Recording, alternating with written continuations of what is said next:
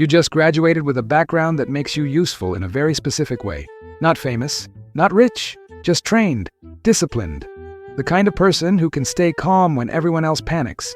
You weren't born violent, you were built for control. You grew up in a border town where people either worked, ran, or disappeared. At 18, you joined the military, not because you loved your country, but because you needed structure. You learned weapons. You learned movement. You learned how to breathe through chaos. You thought that would be the end of it. You were wrong. When you get out, you come home with a clean record and a mind that doesn't fit normal life anymore.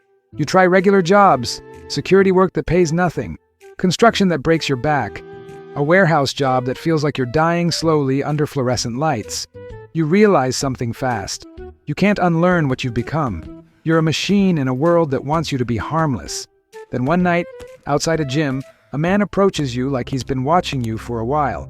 He doesn't introduce himself. He doesn't smile. He just looks at the way you move, the way you hold your posture, the way you strike the heavy bag like you're trying to punch through time itself. He says there's a job, not work, a job. He says a group needs someone to train men who don't know fear yet, but will. You assume it's private security, some rich family, some corporate detail. You almost laugh. He doesn't laugh back. He says one word that makes your stomach drop. Cartel.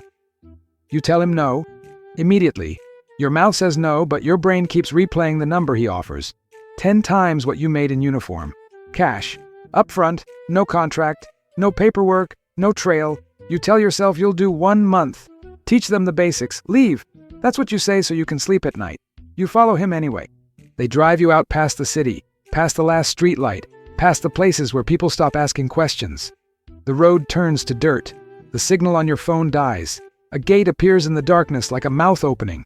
No signs, no cameras you can see, just fences, floodlights, and silence so thick it feels like pressure on your ears. The gate opens slow, like a prison. Inside is a ranch that doesn't look like a ranch. It looks like a private war school. Targets lined up like human silhouettes. An obstacle course made of concrete and rusted metal. A shooting range built like a small battlefield. And a line of young men standing still, eyes forward, trying to look like killers before they've earned it. A man steps out to meet you, the boss. He isn't loud. He doesn't need to be. Everyone's body language bends around him like gravity. He looks you up and down like he's pricing a tool, not meeting a person. Then he says one sentence. Make them useful. That's it. No handshake, no welcome, no explanation. And in that moment you understand something you didn't want to understand. You're not here to teach fitness. You're not here to teach confidence. You're here to manufacture violence. You're here to take boys with guns and turn them into men who can kill without thinking. Your first week is humiliation. You strip them down to basics, breathing under stress, footwork, reload drills until their fingers bleed, shooting without flinching, moving in pairs, clearing corners, using cover correctly. They hate you for it.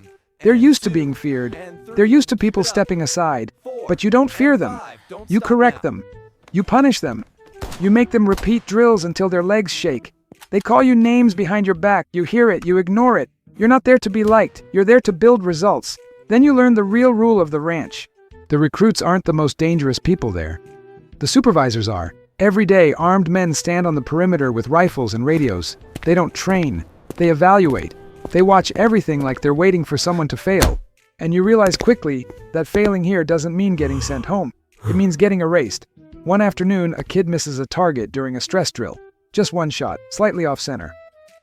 A supervisor steps forward, taps the kid on the shoulder, and walks him away behind the storage buildings. The kid doesn't come back. Nobody asks where he went. Nobody even looks in that direction. That night, you lie on a thin mattress in a small room with a lock on the outside. The ranch is quiet, but it isn't peaceful. It's the quiet of a place where screams don't travel.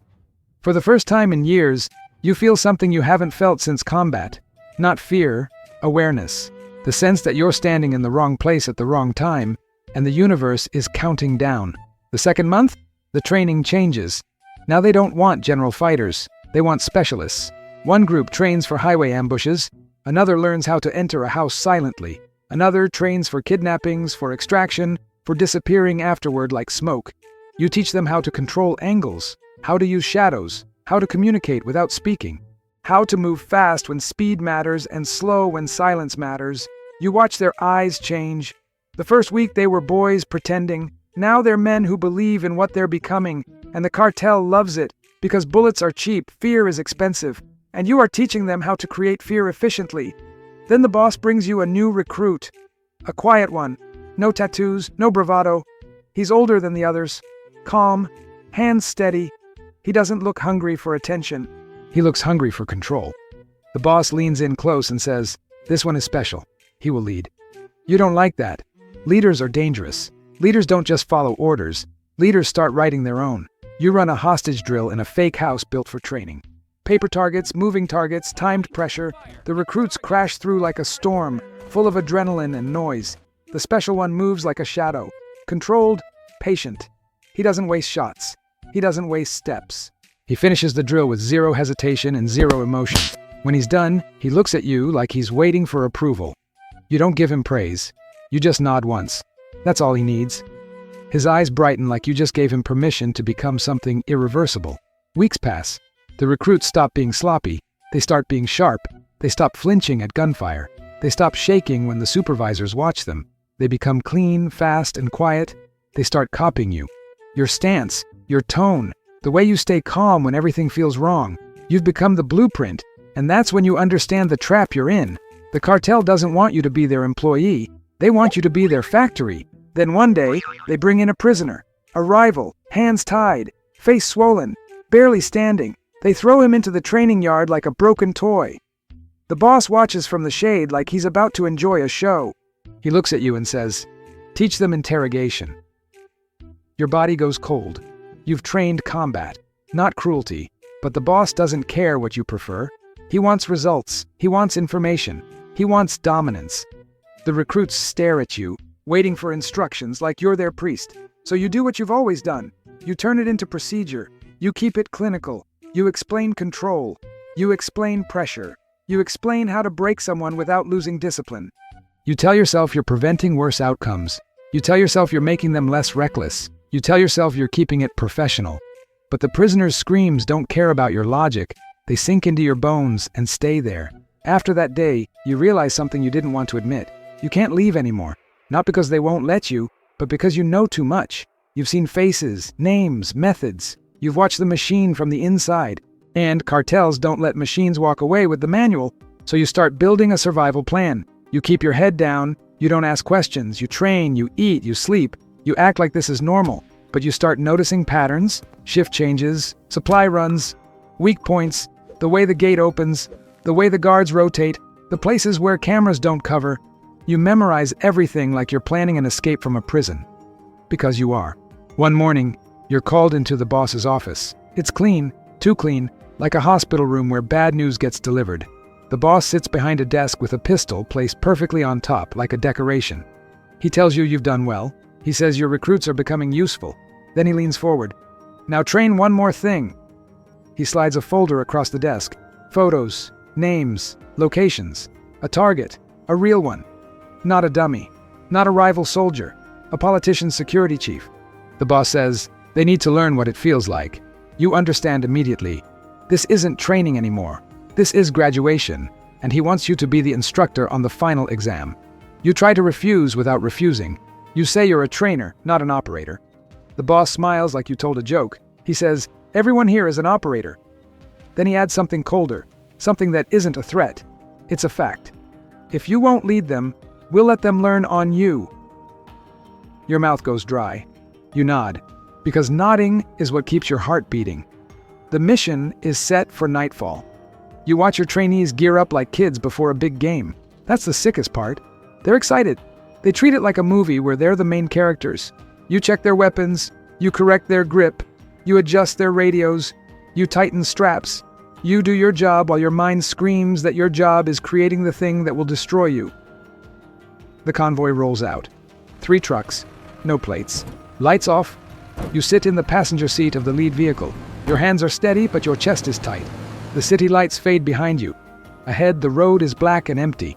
The trainees whisper. They laugh. They talk about what they'll do after. You don't talk. You listen. For dogs. For engines.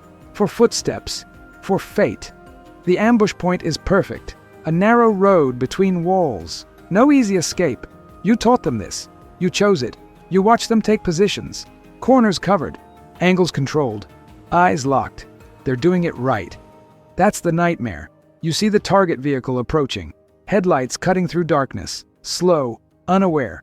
The lead trainee raises his hand, waiting for your signal, and you realize you have 1 second to decide what you are: the trainer who completes the cycle, or the man who breaks it. You give the signal. The attack happens fast. Screams, gunfire, metal tearing. The trainees move like wolves, efficient, silent between shots. It's horrifyingly clean. They clear the vehicle like you taught them. They drag the target out. 1 shot. No hesitation. It's over in under a minute. The trainees stand there breathing hard, eyes wide, high on adrenaline. They look at you like you're a legend, like you just opened a door to a new world for them. One of them smiles and says, "We did it." You don't answer, because your mind is already calculating the next part, the part nobody trains you for: how to survive the people you trained. Back at the ranch, the boss congratulates them. He congratulates you. He smiles like a proud father watching his children take their first steps. Then he says something that makes your blood turn cold. Tomorrow, we start training the next group. And you finally understand the truth. The cartel doesn't need you for 1 mission. They need you forever.